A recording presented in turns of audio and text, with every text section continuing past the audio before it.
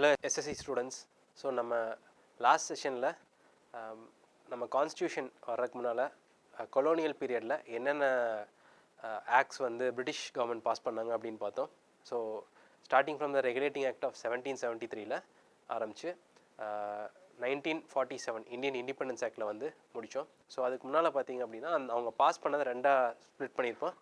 So east India company rule பண்ணப்போ வந்த acts, அதாவது 1773 ரெகுலேட்டிங் ஆக்ட்லேருந்து 1853 சார்ட்டர் ஆக்ட் வரைக்கும். ஸோ அதுக்கப்புறம் நம்ம சிப்பாய் மியூட்டனிக்கு அப்புறம் ஸோ கண்ட்ரோல் வந்து ஈஸ்ட் இந்தியா கம்பெனிலேருந்து பிரிட்டிஷ் கவர்மெண்ட் கிட்ட, அதாவது பார்லிமெண்ட் ஆஃப் பிரிட்டன் கிட்டேயும் க்ரௌன் கிட்டேயும் போச்சு.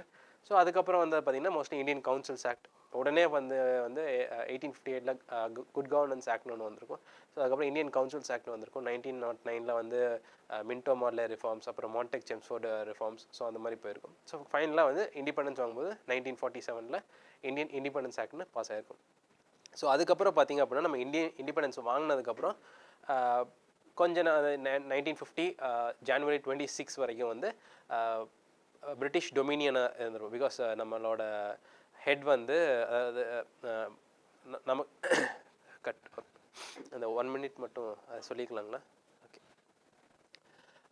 1950 வரைக்கும் வந்து நமக்குன்னு ஒரு கான்ஸ்டியூஷன் இருந்திருக்காது. ஸோ பிரிட்டிஷ் பாஸ் பண்ண லாஸில் தான் வந்து நம்ம கண்டினியூ பண்ணிகிட்ருப்போம்.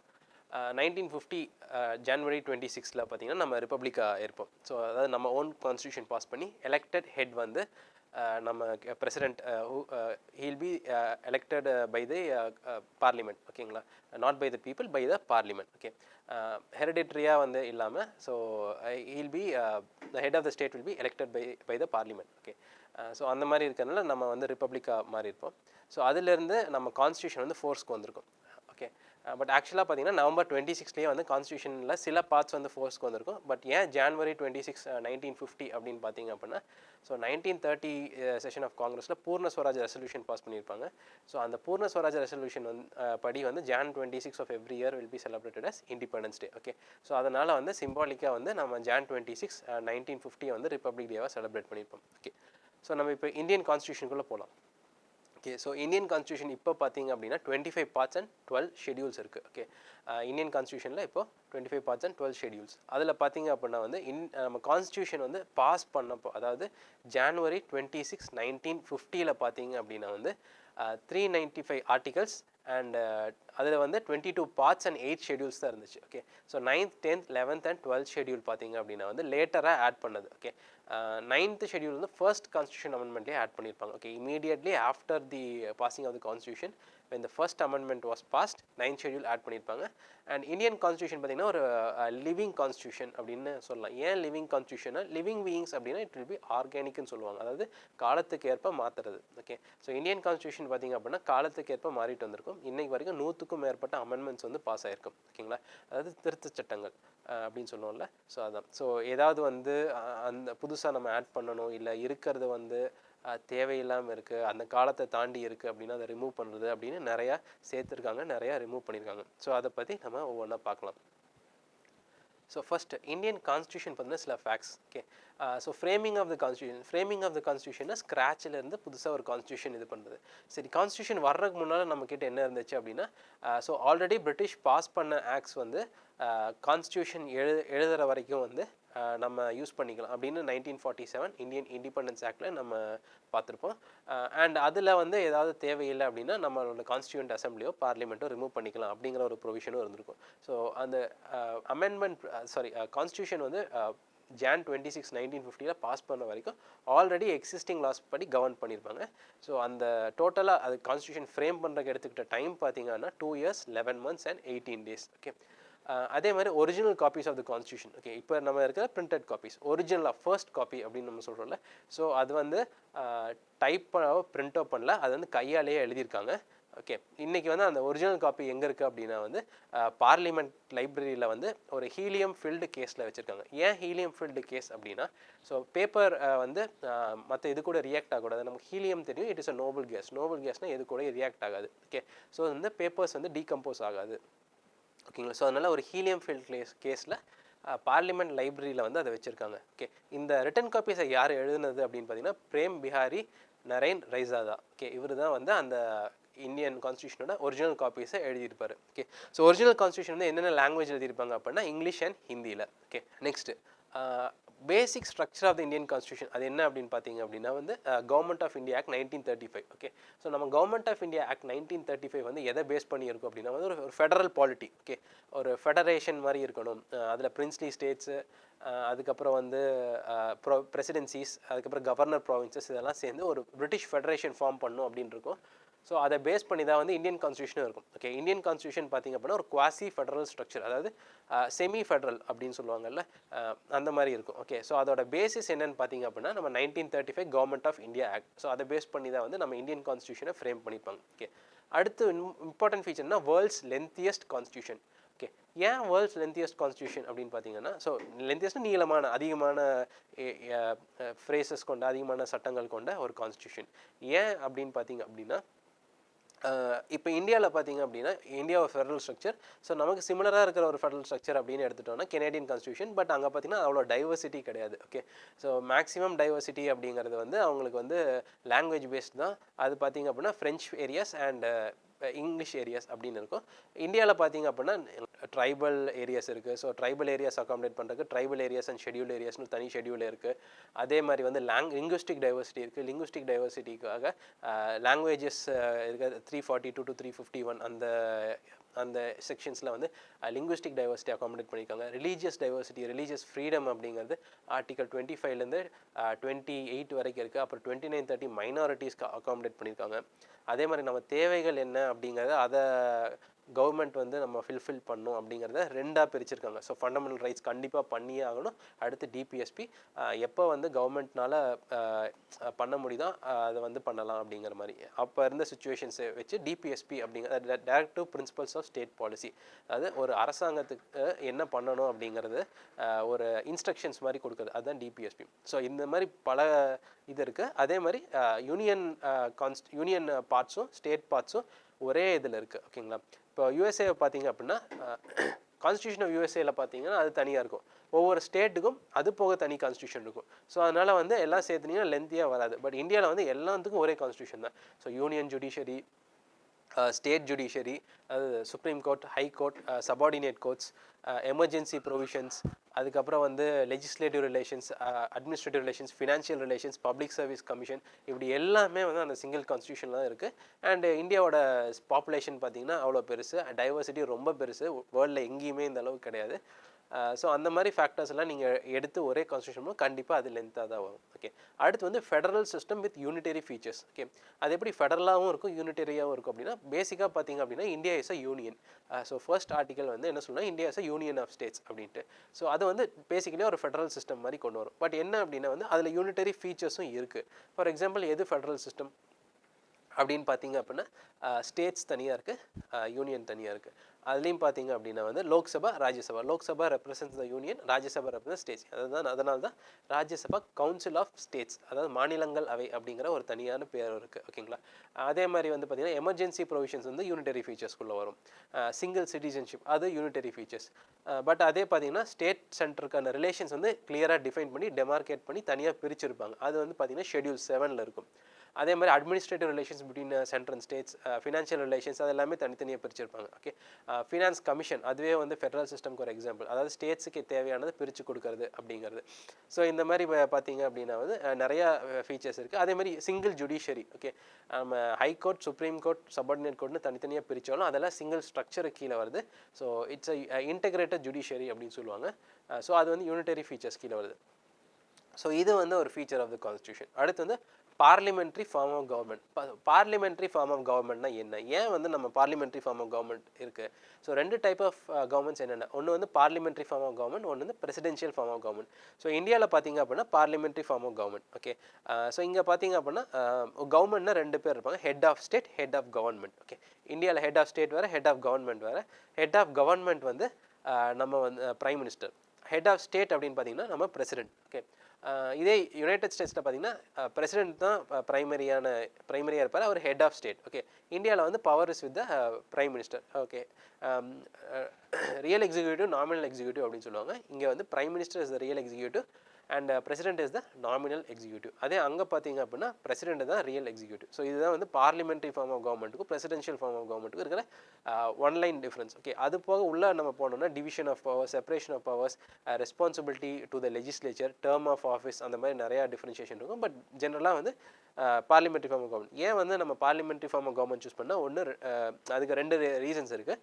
ஃபர்ஸ்ட் ரீசன் என்னன்னு பார்த்தீங்க அப்படின்னா, நம்ம வந்து பிரிட்டிஷ் நம்மளை ரூல் பண்ணியிருந்தாங்க. ஸோ நிறையா இடத்துல வந்து நம்ம அவங்களோட சிஸ்டம் தான் அடாப்ட் பண்ணியிருந்தோம். அதனால் வந்து அவங்க வந்து நமக்கு பார்லிமெண்ட்ரி ஃபார்ம் ஆஃப் கவர்மெண்ட்டில் தான் ரூல் பண்ணாங்க. அதனால் அதை அப்படியே அடாப்ட் பண்ணிட்டோம். அது மொதல் விஷயம். 2வது விஷயம் அப்படின்னு பார்த்தீங்க அப்படின்னா, ஸோ இங்கேருந்த அந்த சுதந்திரம் வாங்குகிற டைமில் இங்கேருந்த சூழ்நிலைகள் எல்லாமே வந்து பார்லிமெண்ட்ரி ஃபார்ம் ஆஃப் கவர்மெண்ட்டுக்கு தான் ஃபேவர் ஆச்சு. பிரசிடென்ஷியல் ஃபார்ம் ஆஃப் கவர்மெண்ட்டுக்கு ஃபேவராக இல்லை. அது 2வது ரீசன்.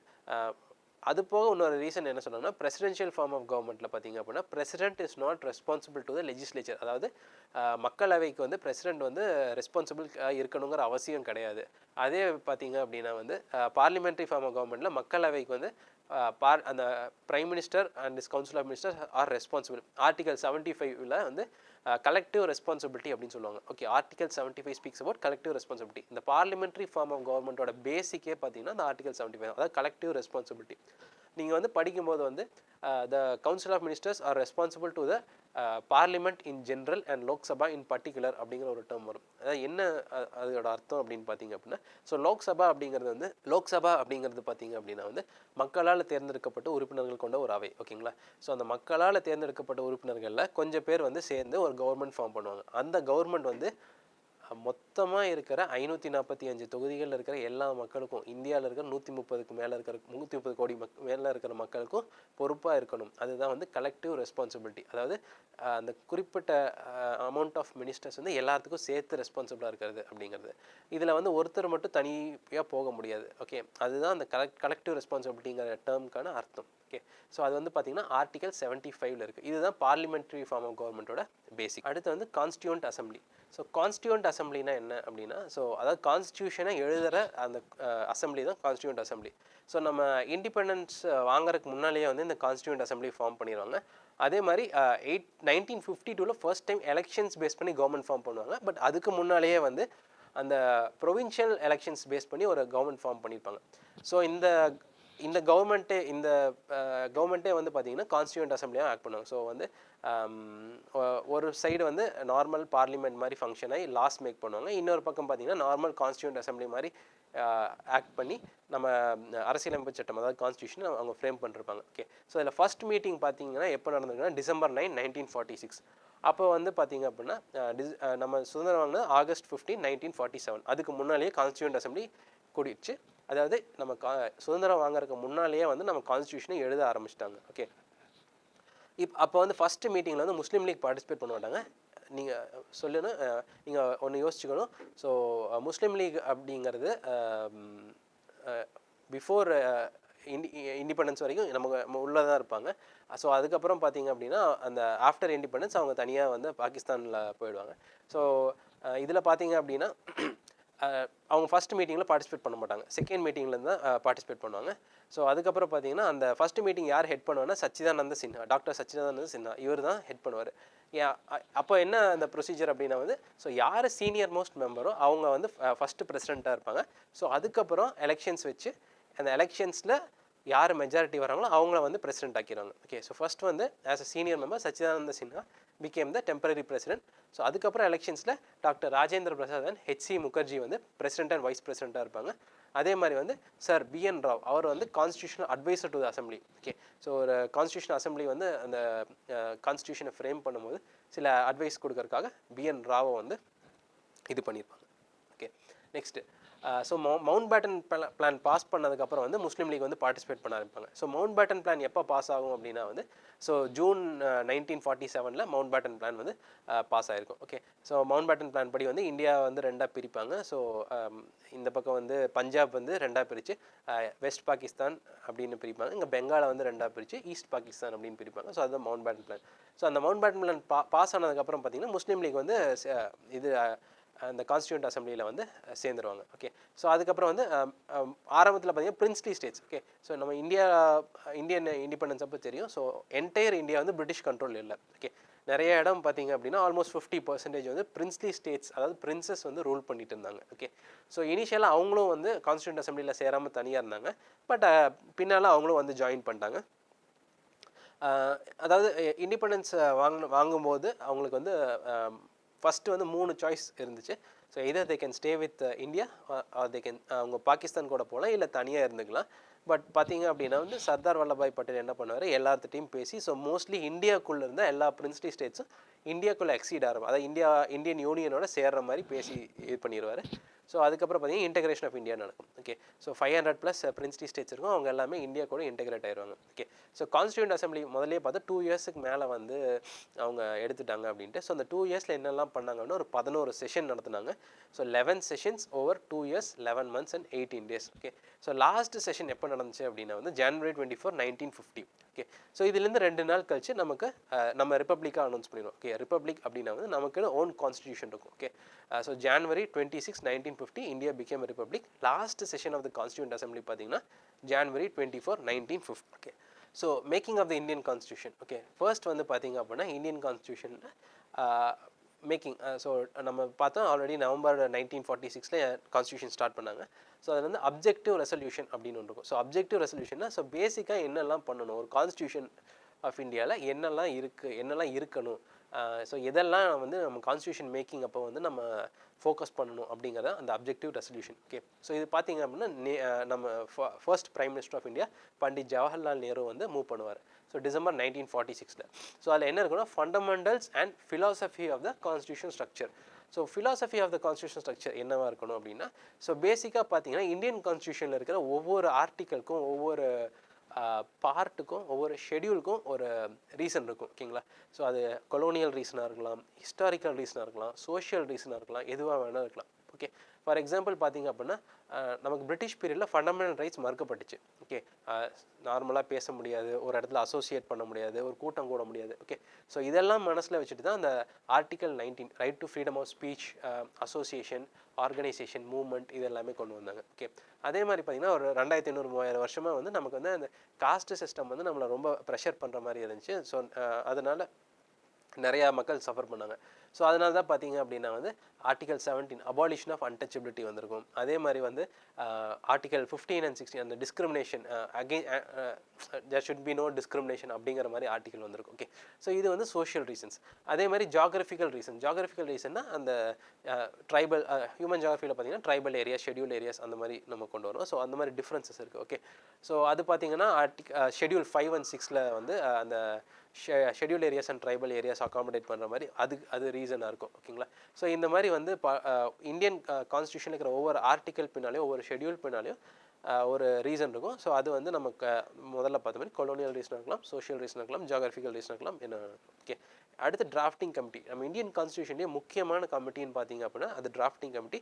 யார் சேர் பண்ணார்னா doctor B.R. Ambedkar. Okay, so chief architect of the Indian constitution. அந்த மாதிரி அவருக்கு நம்ம என்ன வேணால் என்ன டைட்டில் வேணாலும் கொடுக்கலாம். ஸோ பேசிக்கலாக பார்த்தீங்க அப்படின்னா வந்து ஸோ இந்த important committee in Indian constitution drafting committee, அதில் ஒரு இம்பார்ட்டன்ட் மெம்பர் அப்படின்னு யாருன்னு பார்த்தோம்னா doctor B.R. Ambedkar. Okay, so first வந்து என்னென்னா டிராஃப்ட் பப்ளிஷ் பண்ணாங்க. ஓகே, ஃபர்ஸ்ட் டிராஃப்ட் அதாவது February 1948 ஃபர்ஸ்ட் டிராஃப்ட். அதாவது நிறைய பேர் நிறையா வியூஸை கொண்டு வர்றாங்க. ஸோ அதே மாதிரி வந்து வேறு இடத்துல இருந்து நமக்கு சில இன்புட்ஸ் வருது. ஸோ அதெல்லாமே உள்ளே எடுத்துகிட்டு ஒரு டிஸ்கஷனுக்கு அப்புறம் ஃபர்ஸ்ட் டிராஃப்ட் பப்ளிஷ் பண்ணாங்க. அது February 1948. ஸோ இந்த first draft, second draft, third டிராஃப்டோட டேட்ஸ் வந்து உங்களுக்கு கேட்கலாம். ஓகே, ஸோ நோட் பண்ணிங்க. ஃபர்ஸ்ட் டிராஃப்ட் வந்து February 1948. ஸோ அதுக்கப்புறம் அதை பப்ளிக் இது பண்ணுறாங்க. அதுக்கப்புறம் அந்த சஜஷன்ஸ் எல்லாம் எடுத்து செகண்ட் டிராஃப்ட் வந்து October 1948 ரிலீஸ் பண்ணாங்க. அதுக்கப்புறம் அகெயின் அந்த சேஞ்சஸ் எல்லாம் எடுத்துகிட்டு தேர்ட் டிராஃப்ட் November 1949. ஓகே, இந்த 3 டிராஃப்டோட இயர் அண்ட் மந்த்ஸ் முக்கியம். February 1948 is the first draft. October 1948 second draft இது பண்ணுறாங்க. தேர்ட் டிராஃப்ட் வந்து November 1949. ஸோ இதுதான் வந்து அந்த டைமில் வந்து ஸோ அவர் ஒரு பேப்பரில் வந்து ஒரு ஃபேமஸ் கார்ட்டூன் எப்படி வந்து நம்ம கான்ஸ்டியூஷனை வந்து அவர் செதுக்கிட்டு இருக்காரு அப்படின்னு வந்து இது வந்து ஒரு ரொம்ப முக்கியமான ஒரு famous cartoon. So India's best 100 கார்ட்டூன்ஸில் வந்து இந்த கார்ட்டூன் இருக்குது. So next sources of Indian constitution. Okay, Indian constitution அப்படின்னு பார்த்தீங்க அப்படின்னா ஸோ நம்ம பேசிக்காக பார்த்தா ஸ்ட்ரக்சர் வந்து கவர்மெண்ட் ஆஃப் இந்தியா ஆக்ட் 1935 வந்திருக்கு. ஓகே, அதுலேருந்து என்னெல்லாம் வந்துச்சு அப்படின்னா ஃபெடரல் ஸ்கீம், அதாவது இந்த யூனியன், ஸ்டேட்ஸ், யூனியன் டெரிட்டரிஸ் அந்த மாதிரி இருக்குல்ல. So federal scheme. ஓகே, அடுத்து office of the governor. Okay, நம்ம ஹெட் ஆஃப் த ஸ்டேட், அதாவது ஹெட் ஆஃப் த ஸ்டேட் நம்ம நார்மல் சொல்லுவோம். ஸ்டேட் கவர்மெண்ட்டுக்கு ஒரு ஹெட் ஆஃப் ஸ்டேட் இருக்கார்ல, ஸோ அவர் தான் கவர்னர். ஸோ அது ஆஃபீஸ் ஆஃப் கவர்னர். ஜுடிஷியரி, அந்த high court, supreme court, subordinate courts இது எல்லாமே அங்கேருந்து வந்துச்சு. Public service commissions, emergency provisions and administrative details. Okay, so emergency provisions வந்து கவர்மெண்ட் ஆஃப் இந்தியா ஆக்ட் 1935. இதுக்கப்புறம் இன்னொரு எமர்ஜென்சி பற்றின ஒரு இது வரும். ஸோ அதை நான் இப்போ சொல்கிறேன். பட் ரிமெம்பர் பண்ணிங்க, எமர்ஜென்சி ப்ரொவிஷன்ஸ் வந்து கவர்மெண்ட் ஆஃப் இந்தியா ஆக்ட் 1935. ஓகேங்களா. ஸோ இந்த சோர்சஸ்லேருந்து கேட்கலாம். ஓகே, ஃபார் எக்ஸாம்பிள் நம்ம ப்ரியாம்பிளில் இருக்கிற லிபர்ட்டி எங்கேருந்து வந்துச்சு, ஃப்ரெட்டர்னிட்டி எங்கேருந்து வந்துச்சு, செக்யூலர் அப்படிங்கிறது எங்கேருந்து வந்துச்சு, ஃபண்டமெண்டல் ரைட்ஸோட பேஸ் எங்கேருந்து எடுத்தோம், ரூல் ஆஃப் லா அப்படிங்கிறதெல்லாம் நிறையா வரும். So sources of Indian constitution வந்து கண்டிப்பாக நீங்கள் வந்து படிக்க வேண்டிய ஒரு விஷயம். அடுத்து ஆஸ்திரேலியாவிலேருந்து concurrent list. Okay, union list, state list, concurrent list 3 list இருக்குன்னு பார்த்துருக்கோம் நம்ம ஷெடியூல் 7ல். ஸோ அதில் பார்த்தீங்க அப்படின்னா வந்து கன்கரண்ட் லிஸ்ட் வந்து ஆஸ்திரேலியாவிலேருந்து வந்துருக்கு. ஸோ கன்கரண்ட் லிஸ்ட்னா என்ன அப்படின்னா வந்து, ஸோ இதில் ஸ்டேட்டும் லா மேக் பண்ணலாம், யூனியனும் லா மேக் பண்ணலாம். ஸோ யூனியன் மேக் பண்ணுற லாஸ் வந்து ஸ்டேட்டோட லாஸோட அதிக ப்ரெஃபரன்ஸ் இருக்கும், அவ்வளோதான். ஓகேங்களா. ஸோ பேசிக்காக பார்த்தீங்கன்னா ஸ்டேட் லிஸ்ட்டு ஸ்டேட் மட்டும்தான் லா மேக் பண்ண முடியும், யூனியன் லிஸ்ட்டில் யூனியன் கவர்மெண்ட் மட்டும்தான் லா மேக் பண்ணுவேன். கன்கரண்ட் லிஸ்ட்டில் 2 பேர் லா மேக் பண்ணலாம். ஆனால் யூனியன் மேக் பண்ணுற லாஸ் தான் வந்து உங்களுக்கு ப்ரெடாமினண்ட்டாக இருக்கும். ஓகே, அடுத்து வந்து freedom of trade, commerce and intercourse. Okay, so freedom of trade, commerce and intercourse அப்படின்னு பார்த்தீங்க அப்படின்னா வந்து, ஸோ அது வந்து ஒரு 7 ஆர்டிகல் இருக்குது. ஸோ அது வந்து ஆஸ்திரேலியாவிலேருந்து நம்ம எடுத்தது தான். அடுத்து joint sitting of 2 houses of the parliament. Okay, joint sitting எதுக்கு வரும் அப்படின்னா, அந்த ஆர்டினரி பில்ஸ் பாஸ் பண்ணுறதுக்காக வரும். ஓகே, ஸோ ஆர்டினரி பில்ஸ் வந்து ஃபார் எக்ஸாம்பிள் ஒரு ஹவுஸில் பாஸ் ஆயிடுச்சு, இன்னொரு ஹவுஸில் பாஸ் ஆகலை அப்படின்னா ஜாயின்ட் சிட்டிங் கால் பண்ணுவாங்க. ஜாயின்ட் சிட்டிங் எப்போவுமே வந்து லோக்சபா ஹெட் தான், ஸ்பீக்கர் ஆஃப் த லோக்சபா தான் ஹெட் பண்ணுவார். ஓகேங்களா. ஸோ ஜாயின்ட் சிட்டிங் அப்படின்னு பார்த்தீங்கன்னா ஆர்டிகல் 108. ஓகே, ஸோ இது எப்படி ஈஸியாக ஞாபகம் வச்சுக்கலாம். ஸோ பார்லிமெண்ட் வந்து ரவுண்டாக இருக்கும், ஒரு பார்லிமெண்ட் 10. ஓகேங்களா, 2 சின்ன ஹவுசஸ் சேர்றது 8. ஓகே, 2 0 சேர்ந்தால் 8 வருதுல. ஸோ 108 நீங்கள் ஞாபகம் வச்சுங்க. ஸோ 108 வந்து ஜாயின்ட் சிட்டிங். ஓகே, அடுத்து கனடா. ஸோ கனடாலேருந்து என்ன பரோ பண்ணிங்கன்னா, ஸோ நம்ம கான்ஸ்டியூஷன் சொன்னோன்னா federation with strong centre. Okay, நம்மள பார்த்தீங்கன்னா யூனியன் பார்ட்ஸ் அண்ட் ஸ்டேட் பார்ட்ஸ்ன்னு இருக்கும். ஸோ யூனியன் தான் வந்து இந்தியாவில் பவர்ஃபுல். ஓகேங்களா. ஸோ அது வந்து அந்த ஸ்ட்ரக்சர், ஃபெடரல் ஸ்ட்ரக்சர் இந்தியாவில் இப்போ இருக்கிறது எங்கேருந்து நம்ம எடுத்துருப்போம் அப்படின்னா வந்து கனடாலேருந்து எடுத்துப்போம். அந்த federation with strong centre. Okay, அதே மாதிரி ரெசிடியூரி பவர்ஸ். ஸோ ரெசிடியூரி பவர்ஸ்னால் so state list, union list, concurrent list, இந்த 3 இல்லாமல் புதுசாக ஏதாவது லா மேக் பண்ணுறாங்கன்னா அது ரெசிடியூரி பவர்ஸில் வரும். ஓகே, அது யார்கிட்ட இருக்குது அப்படின்னா வந்து ஃபார் எக்ஸாம்பிள் சென்டர் கிட்ட இருக்குது. Okay, centre can make laws on residuary list. So நார்மலாக ரெசிடியூரி அப்படின்னு இருக்குன்னா அது டிஃபால்ட்டாக it is with the union. Okay, அடுத்து அப்பாயின்மெண்ட்டாக state governors by the centre. நம்ம ஸ்டேட் கவர்னர்ஸ் யாரை அப்பாயின்ட் பண்ணால் சென்டர் தான் அப்பாயின்ட் பண்ணாங்க. ஸோ அது பார்த்தீங்கன்னா அதுவும் கனடாலேருந்து தான். ஸோ பேசிக்காக வந்து ஸ்டேட் கவர்மெண்ட் அப்பாயின்ட் பண்ணது சென்டரோட பவர். ஓகேங்களா. ஸோ அது வந்து ஃபெடரேஷன் வித் ஸ்ட்ராங் சென்டர் அப்படிங்கிறதுக்குள்ளே வந்துடும். ஸோ அதில் வந்து கனடா கீழே கனேடியன் கான்ஸ்டியூஷன் அதை நம்ம எடுத்துருப்போம். ஓகே, அடுத்து advisory jurisdiction of supreme court. Okay, so for example பிரசிடென்ட்டுக்கு ஏதாவது டவுட் இருந்துச்சுன்னா அவர் வந்து அந்த கேஸை சுப்ரீம் கோர்ட்டுக்கு ரெஃபர் பண்ணலாம். ஓகே, சுப்ரீம் கோர்ட் வந்து அட்வைஸ் பண்ணுவாங்க. ஓகே, ஸோ இது வந்து ஆர்டிகல் 143 வரும். ஓகே, ஸோ பேசிக்கலாக இது எப்படி ஞாபகம் வச்சுக்கோன்னா, ஸோ பிரசிடென்ட் வந்து ஹெல்ப் கேட்குறாரு, சுப்ரீம் கோர்ட் வந்து ஐ ஹெல்ப் யூ அப்படின்னு சொல்கிறாங்க. ஓகே, நான் கண்டிப்பாக உங்களை ஹெல்ப் பண்ணுறேன், அட்வைஸ் பண்ணுறேன் அப்படிங்கிறது. So 143 I help you, I 1 help 4 letters, you வந்து 3 letters. Okay, I help you, அதான் ஆர்டிகல் 143. ஏன்னா இந்த மாதிரி ஆர்டிகல்ஸ் வந்து கேட்கலாம். ஸோ அட்வைசரி ஜூரிஸ்டிக்ஷன் வந்து சுப்ரீம் கோர்ட் எதுக்கு வரும் அப்படின்ட்டு. ஸோ அந்த ஆர்டிகல் 143. ஸோ இதுவும் கெனேடியன் கான்ஸ்டியூஷனில் தான் இருக்குது. Next Irish constitution. Okay, directive principles of the state policy. Okay, இந்தியாவில் directive principles of state policy பார்த்திங்க அப்படின்னா பார்ட் 4 ஆஃப் த இந்தியன் கான்ஸ்டியூஷனில் வருது, ஆர்டிகல்ஸ் 36 to 51. ஓகேங்களா. ஸோ டிபிஎஸ்பி அப்படின்னா என்ன அப்படின்னு பார்த்தீங்கன்னா, கவர்மெண்ட் ஆஃப் இந்தியா 1935ல் இன்ஸ்ட்ரக்ஷன்ஸ் டு த கவர்னர்ஸ் அப்படிங்கிற ஒரு ப்ரொவிஷன் இருக்கும். அதாவது இதெல்லாம் கண்டிப்பாக பண்ணணும்னு அவசியம் இல்லை, ஆனால் பண்ணால் நல்லாயிருக்கும் அப்படிங்கிற மாதிரி தான் அதோட ஒன்லைன். ஓகே, அதாவது ஸ்டேட் வந்து இதை பண்ணணும் அப்படிங்கிறது. ஸோ இப்போ டிபிஎஸ்பியில் என்ன இருக்குன்னா, equal pay for equal work, அதே மாதிரி வந்து improving health of the people, protecting monuments, protecting environment, அப்புறம் organisation of panchayats, cooperatives, labour conditions improve பண்ணும், ஒர்க் ஃபோர்ஸோட ஹெல்த்தி கண்டிஷன்ஸ் இம்ப்ரூவ் பண்ணும், மினிமம் வேஜஸ், இது எல்லாமே வந்து அந்த டிபிஎஸ்பியில் வரும். ஸோ இதெல்லாம் வந்து ஒரு கவர்மெண்ட் வந்து ஒரு லா மேக் பண்ணும்போது இதை வந்து கவர்மெண்ட் ஞாபகம் வச்சுக்கணும். அதாவது ஸ்டேட் வந்து ஒரு பாலிசி. ஓகே, ஸ்டேட் வந்து ஒரு பாலிசி கொண்டு வராங்க, அந்த பாலிசிக்கு ஒரு பிரின்சிபல்ஸ் இருக்கும், அதான் பிரின்சிபல்ஸ் ஆஃப் ஸ்டேட் பாலிசி. அந்த பிரின்சிபல்ஸை டைரக்ட் பண்ணுறது directive principles. These principles will direct the state policy, அதுதான் டைரக்டிவ் பிரின்சிபல்ஸ் ஆஃப் ஸ்டேட் பாலிசின்னு சொல்கிறது. ஓகேங்களா. ஸோ இது பார்த்தீங்கன்னா இந்தியன் கான்ஸ்டியூஷனில் ஆர்டிகல் 35லேருந்து 51 வரைக்கும் இருக்குது. சாரி ஆர்டிகல் 36லேருந்து 51 வரைக்கும் இருக்குது. ஸோ இது வந்து ஐரிஷ் கான்ஸ்டியூஷன்லேருந்து எடுத்துருப்பேன். அடுத்து nomination of members to the Rajya Sabha. Okay, Indian constitution படி நம்ம ராஜ்யசபாக்கு 12 மெம்பர்ஸை நம்ம நாமினேட் பண்ணலாம். ஸோ அவங்க வந்து various fields of arts, science அதெல்லாமே ஸோ அங்கேருந்து நாமினேட் பண்ணலாம். ஸோ ஆல்ரெடி பார்த்தீங்க அப்படின்னா இளையராஜா, சச்சின் டெண்டுல்கர் அவங்க எல்லாமே இதில் நாமினேட் ஆகிருப்பாங்க. ஸோ இது எதுக்கு அப்படின்னா, ஸோ ராஜ்யசபா வந்து it's house of states or upper house அப்படின்னு சொல்லுவோம். ஓகே, அதில் வந்து சில பேர் வந்து சில ஃபீல்டில் எக்ஸ்பர்டைஸாக இருப்பாங்க. அவங்களோட வாய்ஸ் இருக்கணும் அப்படிங்கிறதுக்காக அந்த நாமினேஷன் ப்ரொசீஜர்ஸ் வந்து கொண்டு வருவாங்க. அடுத்து வந்து method of election of the president. Okay, so president இப்போ எலெக்ட் பண்ணுறோம்ல, ஸோ எல்லா state elected members of state assemblies எல்லாம் சேர்ந்து ஓட் பண்ணுவாங்க. ஸோ அந்த method of election of the president வந்து ஐரிஷ் கான்ஸ்டியூஷன்லேருந்து தான் எடுப்போம். Okay, next Japan. Procedure establish by law. Okay, law வந்து ஒரு ப்ரொசீஜர் எஸ்டாப்ளிஷ் பண்ணிச்சு அப்படின்னா வந்து அதை ஃபாலோ பண்ணும் அப்படிங்கிறத Japanese constitution. Okay, so Japanese constitution law is supreme. Okay, so procedure establish by law வந்து இட் இஸ் ஃப்ரம் ஜப்பான்.